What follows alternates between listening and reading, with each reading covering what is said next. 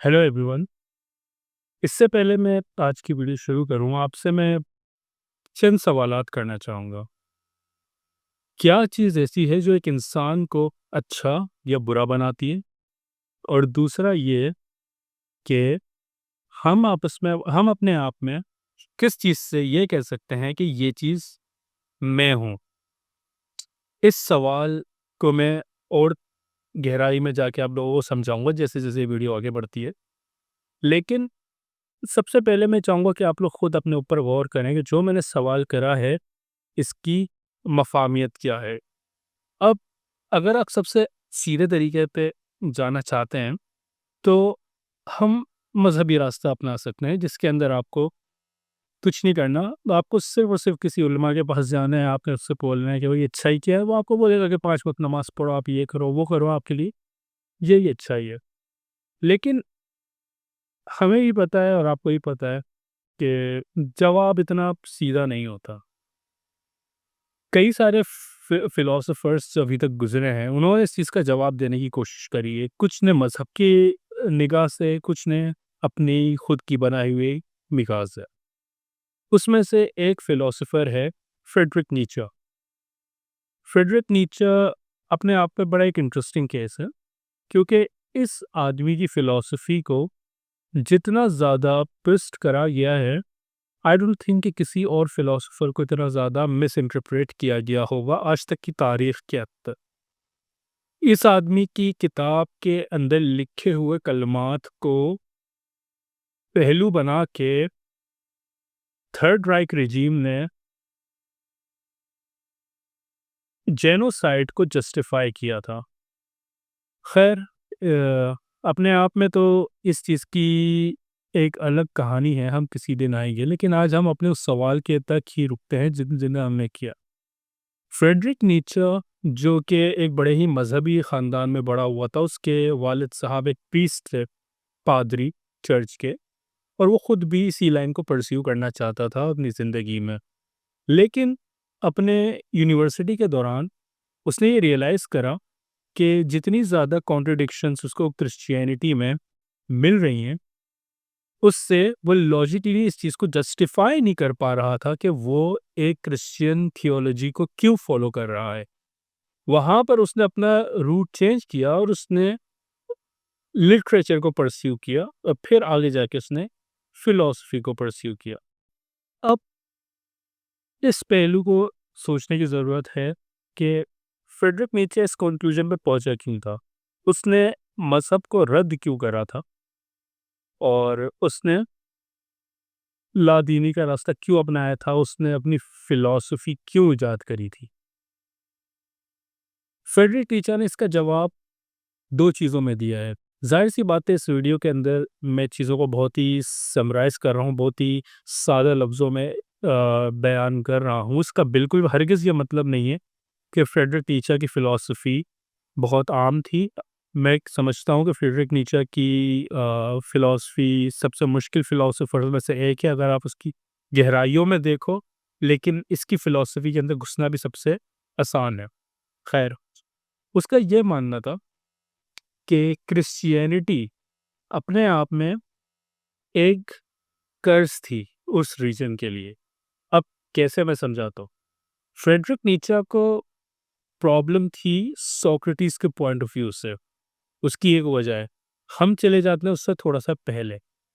Socrates से पहले जो लोग यूनान में या फिर ग्रीस यूनान में, कदीमी यूनान में या फिर एंशिएंट ग्रीस में हुकूमत किया करते थे, वहाँ पे एक प्रोटो डेमोक्रेटिक गवर्निंग सिस्टम होता था, मेनली एथेंस में, जहाँ पे सोक्रेटिस ही पैदा हुआ था। और वहाँ की एलीट क्लास जो इंटेलेक्चुअली जिन लोगों को फॉलो करती थी, उनको सोफिस्ट कहा जाता था। और सोफिस्ट की फिलॉसफी बहुत डिफरेंट होती थी। अभी मैं उसके अंदर भी नहीं जाना चाह रहा, लेकिन बेसिकली अगर आपको एक फंडामेंटल आइडिया दूं कि क्यों वो डिफरेंट होती थी, वो ये है कि बेसिकली सोफिस्ट इंटेलेक्चुअलिटी को सेफ गार्ड करते थे, गेट कीप करते थे। सोक्रेटिस ने आके इस चीज़ को ख़त्म किया था। सोक्रेटिस ने आके अपनी फ़िलॉसफ़ी पेश करी थी, उसने बोला था हर किसी को सोचने का इख्तियार होना चाहिए और उसने यहाँ पे एक सोक्रेटिक मेथड इस इजाद किया था जिसके फंडामेंटल पॉइंट ये था कि हर चीज़ के ऊपर सवाल उठाओ, क्यों, क्यों, क्यों? अब इस वजह से नीचे का मानना था कि एक बहुत बड़ा तबका आम लोगों का, जिसको ये समझ-बूझ थी ही नहीं कि वो पूछ क्या रहा है, वो क्यों करने लग गए। उन्होंने सवाल करना शुरू कर दिया और इस सवाल के अंदर उन्होंने देखा कि एलीट्स चीज़ों को एन्जॉय करते हैं क्योंकि उनके पास ताकत है और उनको पता था कि उन गरीब तबकों को पता था कि उनके पास ये कैपेबिलिटी नहीं है कि वो उनसे लड़ पाए। एलीट्स के साथ लड़ पाए, ना ही उस एलीट को चैलेंज कर पाए, कुछ नहीं कर पाए। तो कलेक्टिव क्वेश्चनिंग एंड शेम की पावर से उन्होंने इस चीज़ को टैकल किया। जब क्रिश्चियनिटी आई, तो क्रिश्चियनिटी ने हर वो चीज़ जो एक गरीब आदमी, एक कमज़ोर आदमी के पास होती है, उसको एक सवाब या नेकी में कन्वर्ट कर दिया। गरीब होना नेकी है, ज़्यादा पैसे होना गलत बात है। एक आदमी जो अपने ऊपर हुई हुई ज़ुल्म का जवाब फ़ौरन नहीं देता, वो अच्छा है और जो फ़ौरन से अपना बदला ले लेता है, वो बुरा है। हर वो चीज़ जो एक कमज़ोर, बिना पैसे वाला आदमी नहीं कर सकता था, उस चीज़ को सवाब बना दिया क्रिश्चियनिटी ने और हर वो चीज़ जो ताकतवर करता था, उसको गुनाह एक तरीके का गुनाह बना दिया। जिस वजह से जो क्रिश्चियनिटी थी, वो अपने आप में एक शेम की पावर रखती थी। इस थियोलॉजी को जब उसने पुट फॉरवर्ड किया तो उसने बोला कि क्रिश्चियनिटी उस चीज़ को मोरलाइज़ करती है जो कमज़ोर की फैंटेसी को बढ़ावा देते हैं। अब जैसे कि अगर मैं कुछ ना कर पाऊँ, लेट्स से अगर मैं सामने वाले को चैलेंज करने की सलाहियत नहीं रखता और मैं कमज़ोर हूँ और मेरे से तो कुछ गलत हो जाता है, तो मज़हबी लेंस से अगर देखें तो ये चीज़ एक नेकी समझी जाती है कि मैं एक मज़लूम, मैं नेक हूँ और इसका मुझे अजर मिलेगा। क्रिश्चियनिटी में भी सेम है और नीत्शे ने ये प्रपोज़ किया कि ये चीज़ गलत है। हर इंसान को परफेक्शन की तरफ स्ट्राइव करना चाहिए, हर इंसान को ताकत को एक्यूमुलेट करने की तरफ स्ट्राइव करना चाहिए।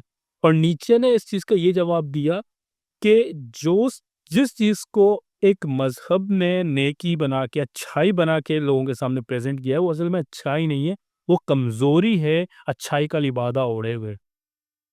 इस चीज़ को मद्देनज़र रखते हुए फ्रेडरिक नीचा ने एक कॉन्सेप्ट इंट्रोड्यूस किया था जिसका नाम था ओवरमेंश। ओवरमेंश को आप सीधे तरीके से इंग्लिश या उर्दू में ट्रांसलेट नहीं कर सकते, लेकिन एक उस ये रिप्रेजेंट करता है एक ऐसे शख्स को जो एक आम बंदे से बेहतर है। अपने आप में क्या करता है, ये उस आदमी को मेंशन करता है जो अपने मायने खुद बनाए ज़िंदगी के, किसी और के बनाए हुए मायनों पे नहीं चले, जो खुद इख्तियारी के ऊपर बिलीव रखे, जो इंडिपेंडेंट हो और जो चीज़ों को हासिल करने की जद्दोजहद करना चाहता हो और कर सकता हो और चीज़ों के ऊपर सिर्फ सवाल ना करे, उसकी जड़ों के अंदर से उसकी सच्चाई को कुरेद के निकाले।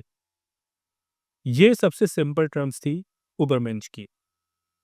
तो जब नीत्शे ने बोला कि अच्छाई क्या होती है, तो उसका जवाब उसने खुद से ये दिया था और उसने मज़हबी नुक्ते नज़र को एक तरीके से डिस्कार्ड कर दिया था। उसने बोला था कि ये चीज़ सही नहीं है। अब ज़ाहिर-सी बात है ये काफ़ी सब्जेक्टिव और काफ़ी कंट्रोवर्शियल टॉपिक है। ये मैं एक फ्रेडरिक नीचे की फ़िलॉसफ़ी के अंदर से एक एग्ज़ाम्पल बता रहा हूँ।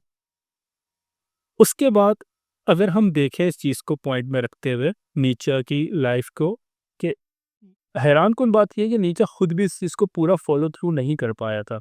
आखिरी दिनों में उसका ज़हनी तवाज़ुन बिल्कुल खो गया था नीचे का और फिर उसके बाद वो कभी रिकवर नहीं हो पाया। कैसे खोया था हम किसी और दिन डिस्कस करेंगे। लेकिन हमारी इस वीडियो का जो एक मेन पहलू था वो यही था कि नेकी क्या होती है और क्या चीज़ नहीं होगी। ये 3 पार्ट सीरीज़ होगी, इसके बाद मैं 2 पार्ट और इसी को कंटिन्यू करते हुए अपलोड करूँगा, जिसमें मैं और डेप्थ में जाऊँगा इस फ्रेडरिक नीचा की फ़िलॉसफ़ी की और इन जनरल अच्छाई और बुराई की फ़िलॉसफ़ी का। इसके अंदर मुझे 2 टॉपिक और कवर करने हैं, एक प्लेटो का और एक इमैनुअल कांट का। और होपफुली हम लोग इसको कवर करेंगे। बाकी तब तक take care. Thank you so much.